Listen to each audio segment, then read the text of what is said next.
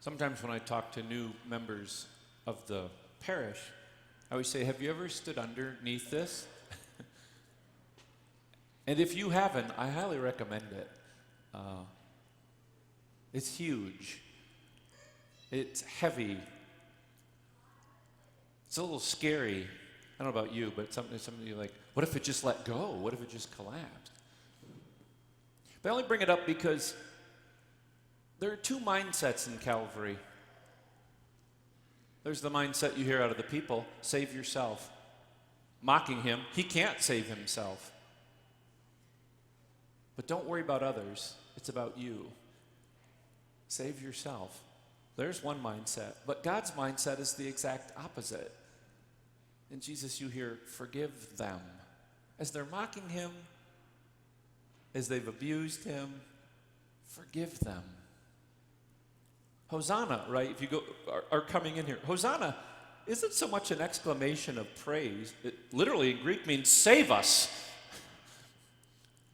Save us.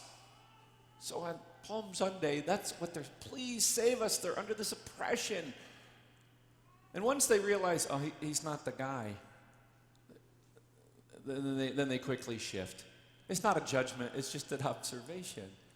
And to me, this is why Jesus said so many times, if you want to save your life, you have already lost it. This is the paradox of our faith. He says a version of this multiple times. If you want to save yourself, you've already lost. But, he says, if you'll give it up for my sake, and his sake is the salvation of the world, then nobody can take it from you. And there is the paradox of the cross.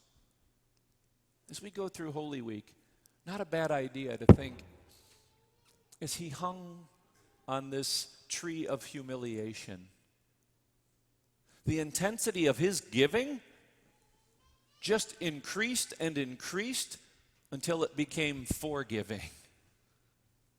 His giving becomes forgiving for you and me and the whole world. And that journey has never been designed for us just to read it and go, okay. It's always been designed for us to go, I better get on my way. I better get on my way. And our way always leads here. To the altar of sacrifice. We'd like it to be about something else, but it's not.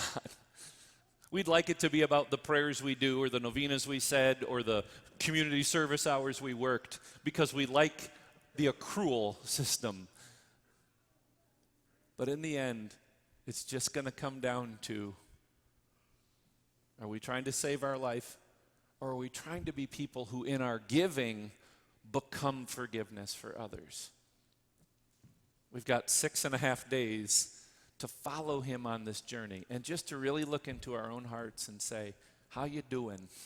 We've come through Lent, and now we begin the journey to earnestly say, I want to follow you.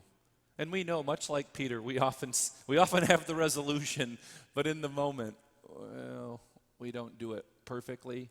And we know that's okay for Jesus. Just get yourself up and get back on your way. And so that he will strengthen us in this Eucharist to look a little more deeply today, to look a little more honestly and courageously in our own heart today, so that as we go about this journey, it's a little more faithful, it's a little more humble, a little more forgiving, a little more gentle, a little more kind to all those in our world. The world is screaming something very different. And it sounds like what all those people said, save yourself. And then if you can't save yourself, the world will mock you for not saving yourself. But our gospel is very different. Not just this gospel, the gospel. So we took the time to hear the whole story in one hearing. We took the time to kneel to think about the sacrifice he made. And now we'll take the time for him to come to us in bread and wine so that as we go about this week that is holy, we may better understand the mystery of the suffering, the death, the resurrection, and the ascension of the one who said, come and follow me. May God be praised.